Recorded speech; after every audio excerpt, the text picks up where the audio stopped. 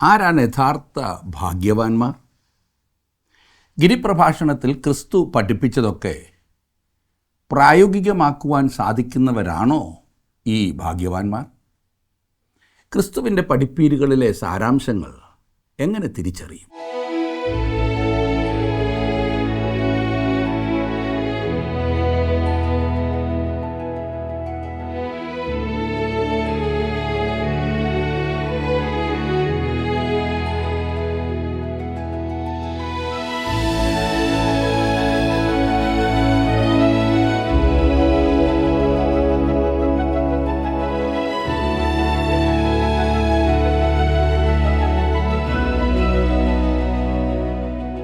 ജീവസന്ദേശത്തിൻ്റെ Bible പഠന ക്ലാസ്സിലേക്ക് സ്വാഗതം. ഗിരിപ്രഭാഷണത്തെ ഒറ്റവാക്കിൽ ദൈവരാജ്യത്തിൻ്റെ സ്വഭാവം എന്ന് വിശേഷിപ്പിക്കുക. ഒരു വൃക്ഷം സ്വാഭാവികമായി ഫലം നൽകുന്നത് പോലെ ദൈവരാജ്യത്തിലെ പ്രജകളിൽ നിന്ന് സ്വയമായി പ്രകടമാകേണ്ട ഗുണവിശേഷങ്ങളാണവ. ചുരുക്കത്തിൽ ദൈവരാജ്യ പ്രവേശനം ഒരു വ്യക്തിയെ ഉന്നതമായ സ്വഭാവ രൂപീകരണത്തിലേക്കും ആത്മീയ പക്വതയിലേക്കും നയിക്കുന്നു. മത്തായി എഴുതിയ സുവിശേഷം 5-ാം അധ്യായം 1 മുതൽ 26 വരെയുള്ള വാക്യങ്ങൾ.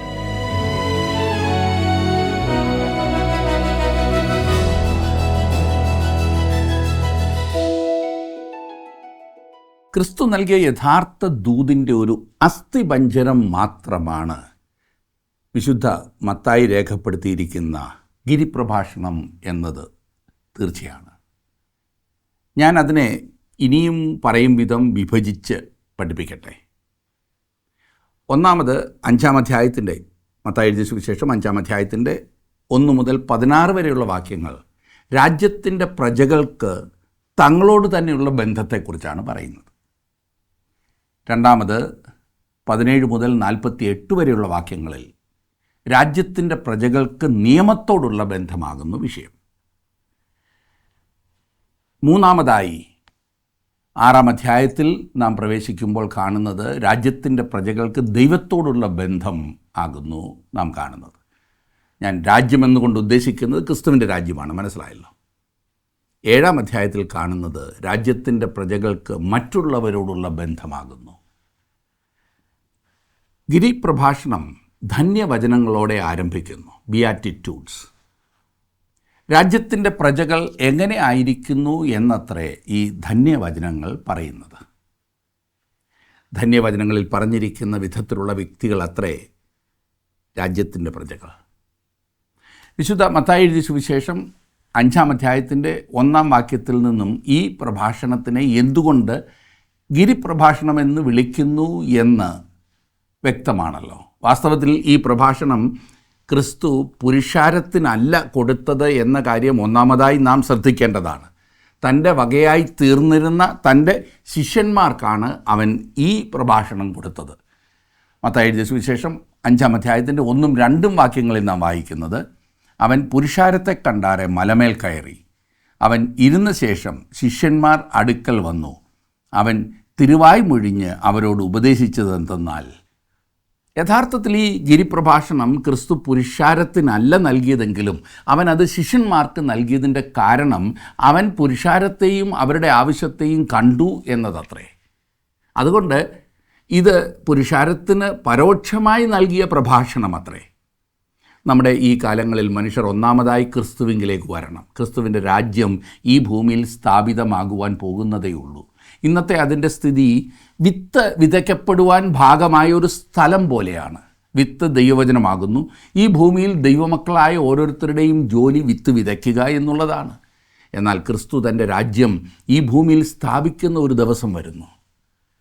3-ാം വാക്യത്തിൽ നാം ഈ ധന്യവചനങ്ങളിൽ ആദ്യത്തേത് വായിക്കുന്നു. മത്തായി എഴുതിയ സുവിശേഷം 5-3 ആത്മാവിൽ ദരിദ്രരായവർ ഭാഗ്യവാന്മാർ, സ്വർഗരാജ്യം അവർക്കുള്ളത്. ഈ വാക്യം പറയുന്നത് ആത്മാവിൽ ദരിദ്രരായവർ ഭാഗ്യവാന്മാർ എന്നത്രേ. ആത്മാവിൽ ദരിദ്രരാകേണ്ടത് എങ്ങനെയെന്നിവിടെ നമ്മോട് പറയുന്നില്ല. പിന്നെയോ ആത്മാവിൽ ദരിദ്രരായവർ ഭാഗ്യവാന്മാർ എന്ന് മാത്രമാണ് ഇവിടെ പറയുന്നത്. ഈ ആദ്യത്തെ 12 വാക്യങ്ങളിൽ ഭാഗ്യവാന്മാർ ഭാഗ്യവാന്മാർ എന്ന പദം 9 പ്രാവശ്യം ഉപയോഗിക്കുന്നുണ്ട്. ഭാഗ്യവാൻ എന്ന പരിഭാഷയേക്കാൾ കുറെ കൂടി അനുയോജ്യമായി എനിക്ക് തോന്നുന്നത് അനുഗ്രഹീതൻ, ബ്ലെസ്സഡ് എന്ന ഇംഗ്ലീഷ് പദത്തിൻ്റെ പരിഭാഷയാണ്. സങ്കീർത്തനങ്ങൾ ആരംഭിക്കുന്നതും ഇതേ പ്രയോഗങ്ങൾ കൊണ്ടാണല്ലോ. 1-ാം സങ്കീർത്തനത്തിൽ മോശയിക ന്യായപ്രമാണത്തിൽ പറഞ്ഞിരിക്കുന്ന ശാപവചനങ്ങളുടെ നേരെ വിപരീതമത്രേ ഇത്. ആവർത്തന പുസ്തകം 27-ാം അധ്യായത്തിൻ്റെ 16 മുതൽ 26 വരെയുള്ള വാക്യങ്ങളിൽ നാം കാണുന്ന ആ ശാപവചനങ്ങൾ, അത് ഇവിടെ ഒന്ന് തുലനം ചെയ്തു നോക്കുക. അവിടെ എല്ലാം ശാപങ്ങളാണ് പറഞ്ഞിരിക്കുന്നത്. ഉദാഹരണത്തിന് 27-ാം അധ്യായത്തിൻ്റെ ആവർത്തന പുസ്തകം 27-ാം അധ്യായത്തിൻ്റെ 12-ാം വാക്യത്തിൽ അനുഗ്രഹം കാണുന്നുണ്ട്. നിങ്ങൾ യോർദാൻ കടന്ന ശേഷം ജനത്തെ അനുഗ്രഹിപ്പാൻ ഗെരസീം പർവ്വതത്തിൽ നിൽക്കേണ്ടുന്നവർ ശിമയോൻ, ലേവി, യഹൂദ, ഇസാക്കാർ, യോസഫ്, ബെന്യാമിൻ. വീണ്ടും 27-ാം അധ്യായത്തിൻ്റെ 13-ാം വാക്യത്തിൽ നാം കാണുന്നത് ശാപമാണ്. ശപിപ്പാൻ ഏബാൽ പർവ്വതത്തിൽ നിൽക്കേണ്ടുന്നവരോ Reuben, Gad, Asher, Zebulun, Dan, Naphtali. ഗിരിപ്രഭാഷണത്തിൽ പറഞ്ഞിരിക്കുന്ന അനുഗ്രഹങ്ങൾ ഏബാൽ പർവ്വതത്തിൽ നിന്നും നൽകപ്പെട്ടിട്ടുള്ള ശാപങ്ങളുടെ ഘടകവിരുദ്ധമാണ്. ഗെരസീം പർവ്വതത്തിൽ നിന്നുള്ള അനുഗ്രഹങ്ങളെ കവച്ചു വെക്കുന്നതാണ് ഗിരിപ്രഭാഷണത്തിലെ അനുഗ്രഹങ്ങൾ. കാരണമുണ്ട്, ക്രിസ്തുവിന് മാത്രമേ ഈ അനുഗ്രഹങ്ങൾ നൽകുവാൻ കഴിയൂ. ക്രിസ്തുവിൽ വിശ്വസിച്ച് രക്ഷിക്കപ്പെട്ട ഒരു പാപിക്ക് മാത്രമേ ഇന്ന് തൻ്റെ ആത്മിക ദരിദ്രതയെ മനസ്സിലാക്കുവാൻ സാധിക്കൂ. ആത്മാവിൽ ദരിദ്രരായവർ ഭാഗ്യവാന്മാർ. യഥാർത്ഥത്തിൽ ഗിരിപ്രഭാഷണം ജനങ്ങളെ ആത്മാവിൽ ദരിദ്രരാക്കുന്നതിന് പകരം ദുരഭിമാനികളാക്കുകയാണ് ചെയ്തു വരുന്നത്. ദൈവത്തിൻ്റെ ആത്മാവിന് മാത്രമേ നിങ്ങളുടെ ദാരിദ്ര്യത്തെ വെളിപ്പെടുത്തുവാൻ കഴിയൂ.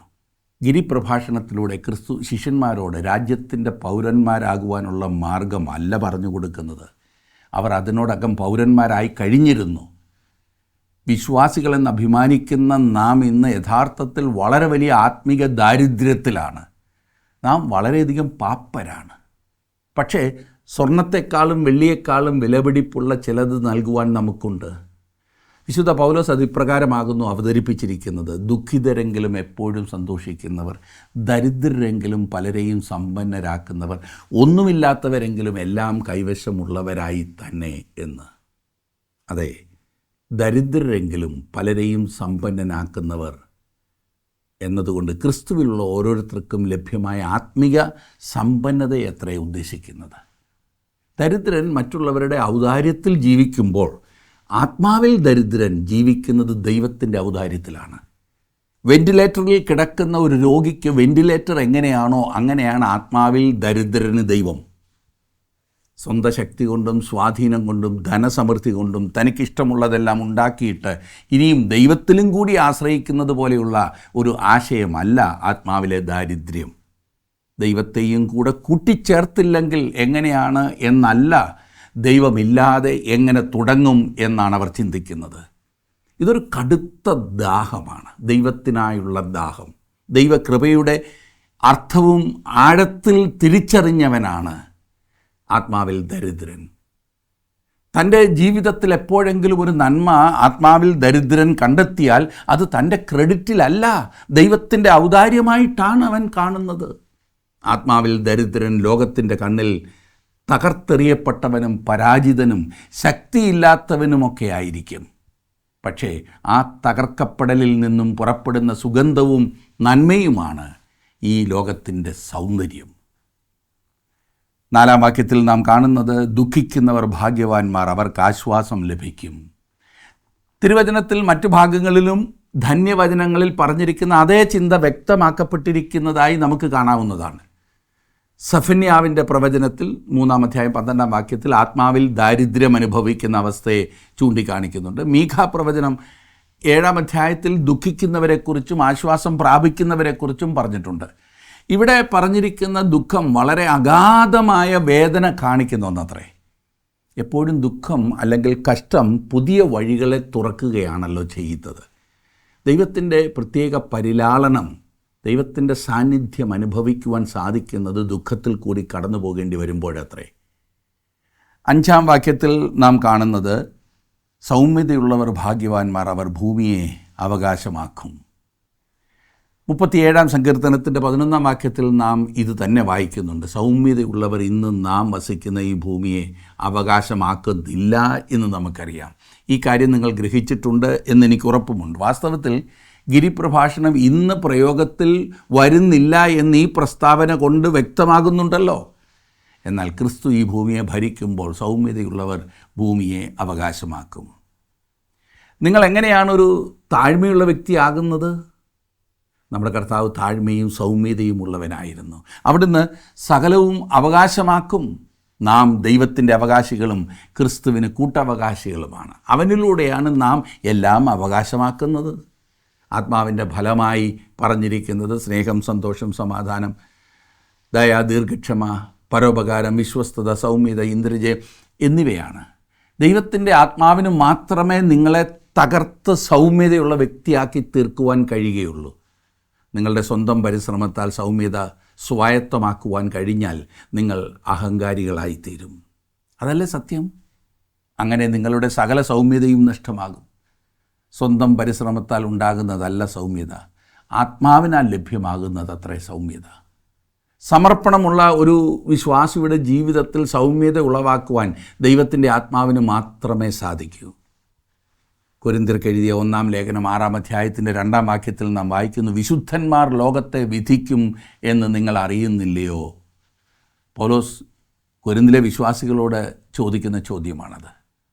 തൻ്റെ സ്വന്തം ജീവിതത്തിൽ ഉണ്ടായിരിക്കേണ്ട ലക്ഷ്യങ്ങളാണ് ധന്യവചനങ്ങൾ ഒരു ദൈവവൈതലിന് നൽകുന്നത്. പക്ഷേ തൻ്റെ സ്വന്തം പരിശ്രമങ്ങളാൽ അത് പ്രാപിക്കുവാൻ ആർക്കും സാധ്യമല്ല. സൗമ്യതയും ഞാനത് പ്രാപിച്ച വിധവും എന്ന തലക്കെട്ടിൽ ഒരു പ്രസംഗകൻ ഒരു പ്രസംഗം തയ്യാറാക്കിയതിനെക്കുറിച്ച് ഞാൻ വായിക്കുകയുണ്ടായി. എന്നിട്ട് അയാൾ പറഞ്ഞു, ഞാൻ ഇതുവരെയായിട്ടും അത് എങ്ങും പ്രസംഗിച്ചില്ല.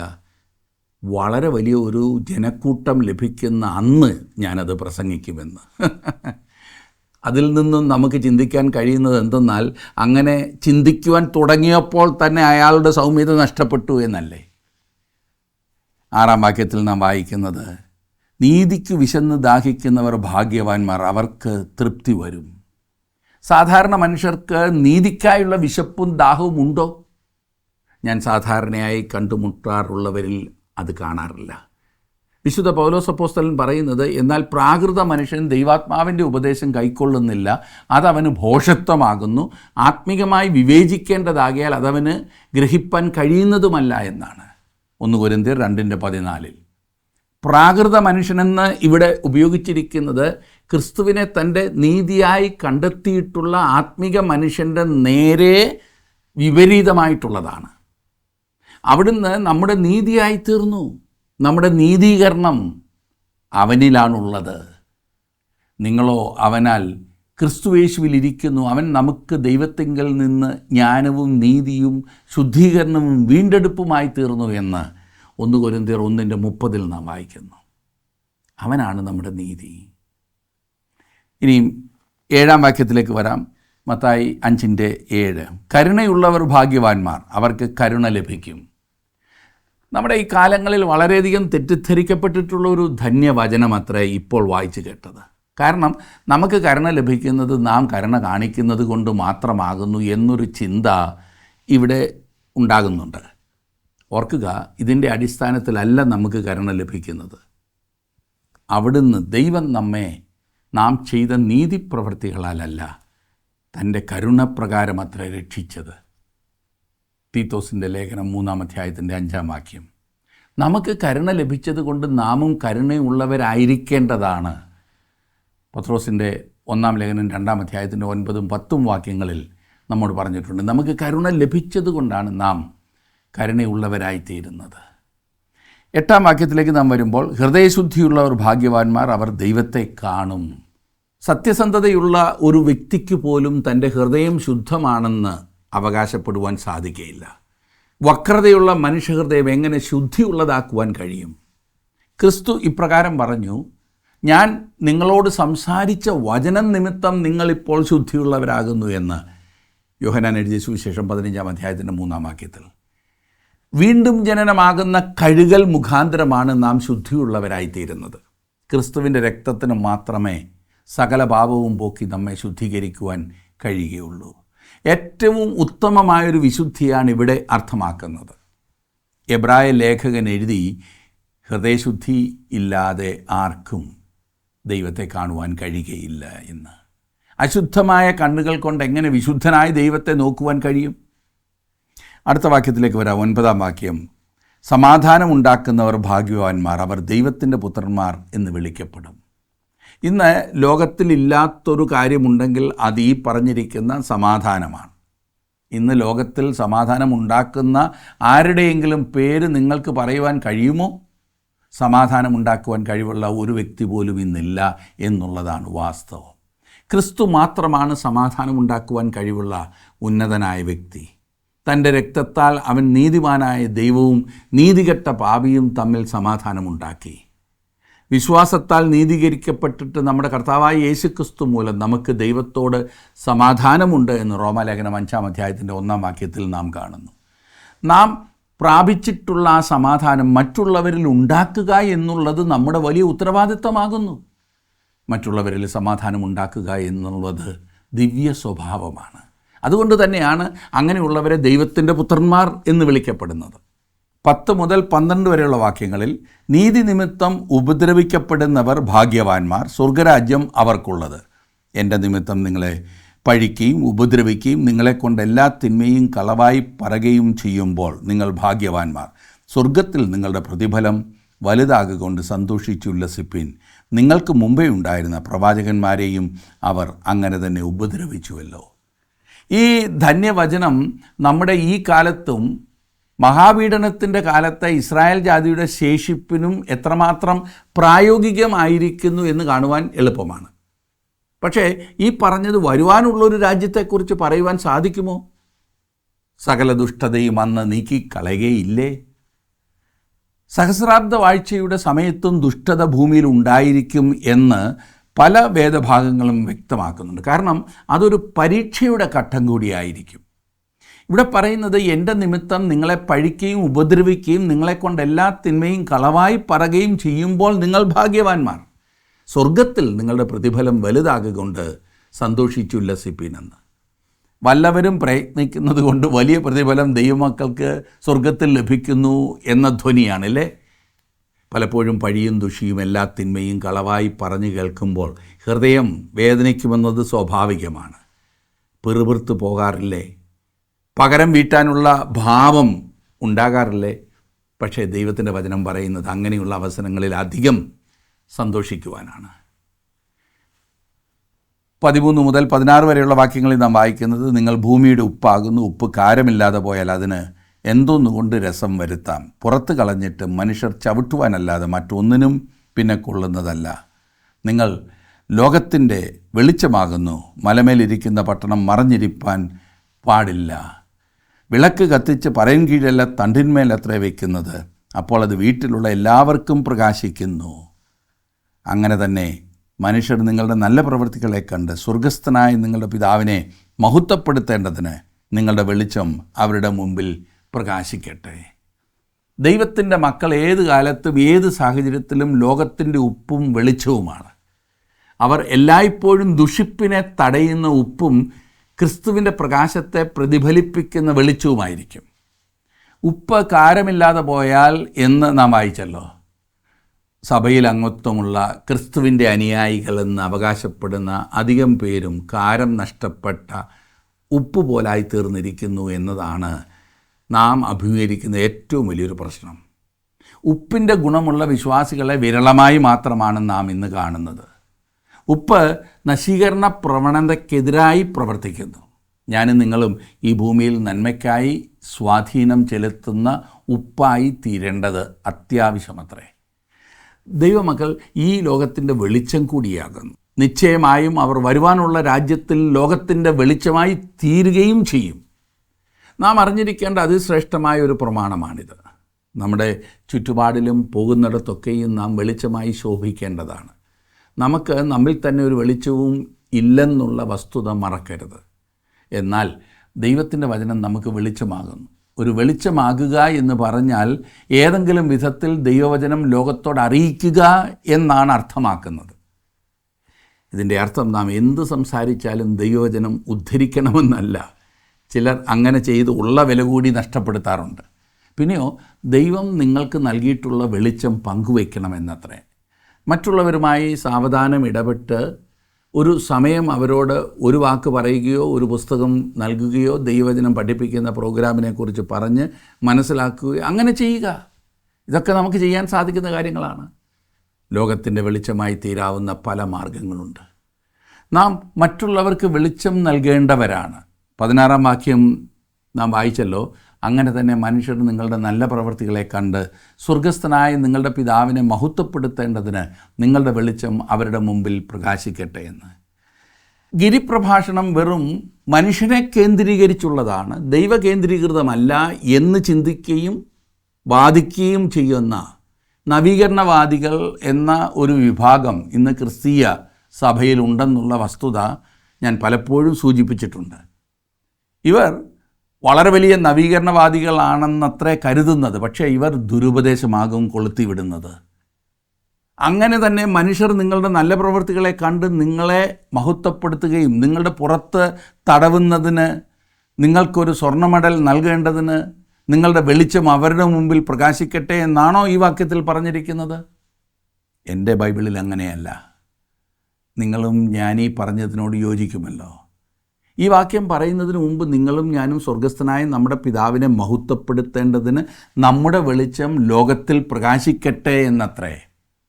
ദൈവത്തിൻ്റെ പൈതലേ, നിങ്ങളുടെ വെളിച്ചം ഈ ലോകത്തിൽ പ്രകാശിക്കുന്നുണ്ടോ? ഗിരിപ്രഭാഷണം ദൈവകേന്ദ്രീകൃതമാകുന്നു. സഹസ്രാബ്ദ വാഴ്ചയിൽ രാജ്യം ഭൂമിയിലായിരിക്കുമ്പോൾ പറയുന്നതും പ്രവർത്തിക്കുന്നതുമെല്ലാം ദൈവത്തെ കേന്ദ്രീകരിച്ചുള്ളതായിരിക്കും. ഈ കാലഘട്ടത്തിൽ താങ്കളും ഞാനും പാർക്കുന്ന ഈ നഷ്ടപ്പെട്ട ലോകത്തിൽ ദൈവത്തിന് മഹത്വം കൊടുക്കുക എന്നുള്ളതായിരിക്കണം നമ്മുടെ മുഖ്യമായ ലക്ഷ്യം. ഓരോ ക്രിസ്തു വിശ്വാസിയും വളരെ ഗൗരവമായി ചിന്തിക്കേണ്ട കാര്യം തന്നെയാകുന്നു ഈ പറഞ്ഞത്. നമ്മുടെ ജീവിതത്തിൻ്റെ ലക്ഷ്യവും ഉദ്ദേശവും ദൈവത്തെ മഹത്വപ്പെടുത്തുക എന്നുള്ളത് മാത്രമായിരിക്കണം. 17-ാം വാക്യത്തിൽ നമ്മൾ വായിക്കുന്നത്, ഞാൻ ന്യായപ്രമാണത്തെയോ പ്രവാചകന്മാരെയോ നീക്കേണ്ടതിന് വന്നു എന്ന് നിരൂപിക്കരുത്, നീക്കുവാനല്ല നിവർത്തിപ്പാനത്രേ ഞാൻ വന്നത്. ന്യായപ്രമാണം എന്നത് 10 കൽപ്പനകൾ മാത്രമായിരുന്നില്ല എന്ന കാര്യം നാം പ്രത്യേകം ഓർക്കണം. ന്യായപ്രമാണത്തിൽ ഒരു ഭാഗം ആചാരാനുഷ്ഠാനങ്ങളുടെ നിയമങ്ങളായിരുന്നു. ലോകത്തിൻ്റെ പാപങ്ങൾക്ക് വേണ്ടി ബലിയാടായി തീർന്നവൻ ക്രിസ്തുവാകും. ലോകസ്ഥാപനത്തിനു മുൻപ് അറുക്കപ്പെട്ട കുഞ്ഞാട് അവനാണ്. ന്യായപ്രമാണത്തെ നീക്കുവാനല്ല ക്രിസ്തു വന്നത്, പിന്നെയോ നിവർത്തിപ്പാൻ അത്രേ അവൻ വന്നത്. അവൻ ന്യായപ്രമാണത്തെ പാലിച്ചു എന്നതിനാൽ അതിൻ്റെ നിവൃത്തിയായിരുന്നു. മനുഷ്യന് മുമ്പിൽ വെച്ചതായ ആ നിലവാരം പ്രാപിക്കുവാൻ ക്രിസ്തുവിന് മാത്രമേ കഴിഞ്ഞുള്ളൂ. നിങ്ങൾ ക്രിസ്തുവിനെ രക്ഷകനായി അംഗീകരിക്കുമ്പോൾ അവിടുന്ന് നിങ്ങളുടെ നീതിയായി തീർന്നു. ദൈവത്തിൻ്റെ വ്യവസ്ഥകൾ മാറ്റപ്പെട്ടിട്ടില്ല. എന്നാൽ തൻ്റേതായ ശക്തിയിൽ യാതൊരു മനുഷ്യനും ദൈവത്തിൻ്റെ മാനദണ്ഡത്തിന് തക്കവണ്ണം ഉയരുവാൻ കഴിയുകയില്ല. നമുക്കതിന് സഹായം ആവശ്യമാണ്. നമുക്കൊരു രക്ഷകനെ ആവശ്യമാണ്. നമുക്ക് കരുണ ആവശ്യമാണ്. നാം ക്രിസ്തുവിലേക്ക് വരുമ്പോൾ നമുക്ക് കരുണ ലഭ്യമാണ്. 18-ാം വാക്യത്തിൽ നാം കാണുന്നു, സത്യമായിട്ട് ഞാൻ നിങ്ങളോട് പറയുന്നു, ആകാശവും ഭൂമിയും ഒഴിഞ്ഞു പോകും വരെ സകലവും നിവൃത്തിയാകുവോളം ന്യായപ്രമാണത്തിൽ നിന്നൊരു വള്ളിയെങ്കിലും പുള്ളിയെങ്കിലും ഒരു നാളും ഒഴിഞ്ഞു പോകുകയില്ല. ഗിരിപ്രഭാഷണം എന്ന് നാം വിളിക്കുന്ന ഈ ഭാഗത്തെക്കുറിച്ച് ഞാൻ പറയുന്ന കാര്യങ്ങൾ നിങ്ങൾ തെറ്റായി വ്യാഖ്യാനിക്കുകയില്ല എന്ന് ഞാൻ കരുതുന്നു. ഞാനിത് വീണ്ടും വീണ്ടും പറയുന്നത് അത്ര ഗൗരവമായതിനാലാകുന്നു. മോശയിക ന്യായപ്രമാണത്തെ ലംഘിക്കുവാൻ നമുക്ക് സ്വാതന്ത്ര്യമുണ്ട് എന്ന് ഞാൻ പറയുന്നില്ല. കാര്യത്തിൻ്റെ സത്യം എന്തെന്നാൽ ന്യായപ്രമാണം ഇന്നും ഒരു മാനദണ്ഡം തന്നെയാണ്. ദൈവത്തിൻ്റെ പ്രതീക്ഷയ്ക്കൊപ്പം ഞാൻ എത്തിയിട്ടില്ലെന്ന് ന്യായപ്രമാണം എന്നെ ബോധ്യപ്പെടുത്തുന്നു. ഇത് എന്നെ ക്രിസ്തുവിൻ്റെ ക്രൂശിങ്കിലേക്ക് വഴി നടത്തും. ഈ ന്യായപ്രമാണം നിവർത്തിക്കുവാൻ എനിക്ക് സാധിക്കുന്ന ഒരേ ഒരു മാർഗം ഈ ന്യായപ്രമാണം നിവർത്തിച്ചിട്ടുള്ള ഒരേ ഒരു വ്യക്തിയായ ക്രിസ്തുവിനെ അംഗീകരിക്കുക മാത്രമാണ്. 19-ാം വാക്യത്തിൽ നാം കാണുന്നത്, ആകയാൽ ഈ ഏറ്റവും ചെറിയ കൽപ്പനകളിൽ ഒന്ന് അഴിക്കുകയും മനുഷ്യരെ അങ്ങനെ പഠിപ്പിക്കുകയും ചെയ്യുന്നവൻ സ്വർഗരാജ്യത്തിൽ ഏറ്റവും ചെറിയവൻ എന്ന് വിളിക്കപ്പെടും. അവയെ ആചരിക്കുകയും പഠിപ്പിക്കുകയും ചെയ്യുന്നവനോ സ്വർഗരാജ്യത്തിൽ വലിയവൻ എന്ന് വിളിക്കപ്പെടും. കൽപ്പനകൾ ലംഘിച്ചിട്ട് താങ്കൾക്ക് രക്ഷപ്പെടുക സാധ്യമല്ല. എന്നാൽ താങ്കളുടെ ശക്തിയിൽ അവയെ സൂക്ഷിപ്പാനും സാധ്യമല്ല. അവ പാലിക്കുന്നതിനായി നിങ്ങളുടെ മുൻപിലുള്ള ഒരേ ഒരു മാർഗം രക്ഷയ്ക്കും ശക്തിക്കും ബലത്തിനുമായി ക്രിസ്തുവിൻ്റെ അടുത്തേക്ക് വരിക മാത്രമാണ്. കൽപ്പനകൾ ഒരിക്കലും രക്ഷയ്ക്കുള്ള ഒരു മാർഗമല്ല. പിന്നെയോ ക്രിസ്തുവിൻ്റെ പ്രവർത്തനത്തെ അംഗീകരിക്കുന്നതിലൂടെ രക്ഷപ്പെടാമെന്നുള്ള മാർഗം കാണിക്കുകയാണ് കൽപ്പനകൾ ചെയ്യുന്നത്. 20-ാം വാക്യത്തിൽ നാം കാണുന്നത്, നിങ്ങളുടെ നീതി ശാസ്ത്രിമാരുടെയും പരീശന്മാരുടെയും നീതിയെ കവിയുന്നില്ലെങ്കിൽ നിങ്ങൾ സ്വർഗരാജ്യത്തിൽ കടക്കയില്ല എന്ന് ഞാൻ നിങ്ങളോട് പറയുന്നു. ഇവിടെ ക്രിസ്തു പറഞ്ഞിരിക്കുന്ന ചിന്ത കാണുന്നത് വളരെ പ്രധാനപ്പെട്ട കാര്യമാണ്. ന്യായപ്രമാണപ്രകാരം പരീശന്മാർക്ക് വളരെ ഉയർന്ന ഒരു നീതിയായിരുന്നു ഉണ്ടായിരുന്നത്. എന്നാൽ അത് സ്വീകാര്യമായിരുന്നില്ല എന്ന് നാം കാണുന്നു. നിങ്ങളും ഞാനും എങ്ങനെയാണ് അതിനേക്കാൾ ഉയർന്ന ഒരു നീതിയിലെത്തുന്നത്? നമ്മുടെ സ്വന്തം കഴിവുകളാൽ അത് അസാധ്യമാകുന്നു. അത് ചെയ്യുവാൻ നമുക്ക് ആവശ്യം ക്രിസ്തുവിനെ അത്രേ. ഒരു വിധത്തിൽ പരീശന്മാരുടെയും ശാസ്ത്രിമാരുടെയും നീതിയെ കവിയുന്നൊരു നീതിയെക്കുറിച്ച് നമുക്ക് ചിന്തിക്കുവാൻ തന്നെ പ്രയാസമാണ്. അവർ ന്യായപ്രമാണം വള്ളിക്കും പുള്ളിക്കും വ്യത്യാസമില്ലാതെ അനുഷ്ഠിക്കുവാൻ വേർതിരിക്കപ്പെട്ടവരായിരുന്നു. അങ്ങനെ അനുസരിക്കുവാൻ അവർ ശുഷ്കാന്തിയോടെ പ്രവർത്തിക്കുകയും ചെയ്തു. പക്ഷേ അവർക്കുണ്ടായിരുന്ന തകരാർ എന്തായിരുന്നു എന്ന് ചോദിച്ചാൽ, ഹൃദയമിടാതെയുള്ള പ്രവർത്തനം, ഏതാണ്ട് നിർബന്ധത്താൽ ചെയ്യുന്നത് പോലെ. 21-22 വാക്യങ്ങളിൽ കൊല ചെയ്യരുത് എന്നും ആരെങ്കിലും കൊല ചെയ്താൽ ന്യായവിധിക്ക് യോഗ്യനാകും എന്നും പൂർവന്മാരോട് അരുളി ചെയ്തത് നിങ്ങൾ കേട്ടിട്ടുണ്ടല്ലോ. ഞാനോ നിങ്ങളോട് പറയുന്നത്, സഹോദരനോട് കോപിക്കുന്നവനെല്ലാം ന്യായവിധിക്ക് യോഗ്യനാകും. സഹോദരനോട് നിസ്സാര എന്ന് പറഞ്ഞാലോ ന്യായാധിപ സഭയുടെ മുമ്പിൽ നിൽക്കേണ്ടി വരും. മൂഢ എന്ന് പറഞ്ഞാലോ അഗ്നി നരകത്തിന് യോഗ്യനാകും. ഇത് ആശ്ചര്യജനകമായൊരു പ്രസ്താവനയാകുന്നു. ഇതിൻ്റെ അർത്ഥം, നിങ്ങൾ നിങ്ങളുടെ സഹോദരനോട് കോപിച്ചാൽ നിങ്ങളൊരു കൊലപാതകനായി എന്നത്രേ. അല്പം കടന്ന കൈ തന്നെയാണല്ലേ. നിങ്ങൾ മോശിക ന്യായപ്രമാണം അനുസരിച്ച് പോകുന്ന ഒരു വ്യക്തിയാണെന്ന് അവകാശപ്പെടുന്നുണ്ടോ? ന്യായപ്രമാണം ലംഘിച്ചിട്ട് രക്ഷപ്പെടാമെന്ന് നിങ്ങൾ കരുതരുത്. ഗിരിപ്രഭാഷണമാകുന്നു എൻ്റെ മതം എന്ന് പറഞ്ഞിട്ട് അതിൻ്റെ ഓരോ ഭാഗവും ലംഘിച്ച് ജീവിക്കാമെന്ന് നിങ്ങൾ ചിന്തിക്കുന്നത് ഭോഷത്വമാണ്. അതെ പ്രിയ സുഹൃത്തെ, നിങ്ങൾക്കും എനിക്കും ഒരു രക്ഷകനെ ആവശ്യമാണ്. ന്യായപ്രമാണം പൂർണ്ണമായി അനുസരിച്ചതിന് ശേഷം തൻ്റെ നീതി നമ്മിലേക്ക് നൽകിത്തന്ന രക്ഷകൻ, അതെ അവനെ നോക്കണം. എത്ര വ്യക്തമായിട്ടാണ് ക്രിസ്തു ഇവിടെ സംസാരിക്കുന്നത്. 26-ാം വാക്യത്തിൽ അവൻ പറയുന്നു, സത്യമായിട്ടും ഞാൻ നിങ്ങളോട് പറയുന്നു എന്ന്. മോശ നൽകിയ പ്രമാണങ്ങളെക്കാൾ ഉയർന്നൊരു നിലവാരത്തിലേക്ക് ക്രിസ്തുവിൻ്റെ പഠിപ്പീരുകളെ അവൻ ഉയർത്തുന്നു.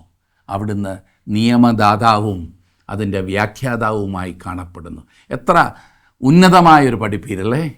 നമ്മുടെ ജീവിതത്തിൽ അനുവർത്തിക്കുവാൻ സാധിക്കുന്ന എത്രയോ നല്ല കാര്യങ്ങൾ കർത്താവ് നമുക്ക് പറഞ്ഞു തരുന്നു. അവനിൽ ആശ്രയിച്ചുകൊണ്ട് അതനുസരിപ്പാൻ നമുക്ക് നമ്മെ തന്നെ സമർപ്പിക്കാം. ദൈവം നിങ്ങളെ അനുഗ്രഹിക്കട്ടെ.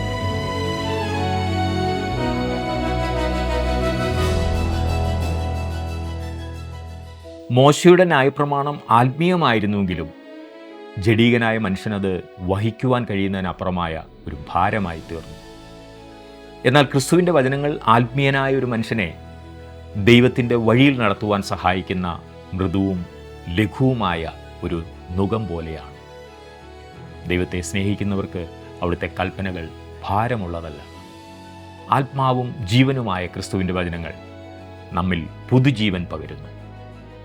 ദൈവവചനം നമ്മുടെ ആനന്ദവും പ്രമോദവുമായി തീരുവാൻ ദൈവം സഹായിക്കട്ടെ.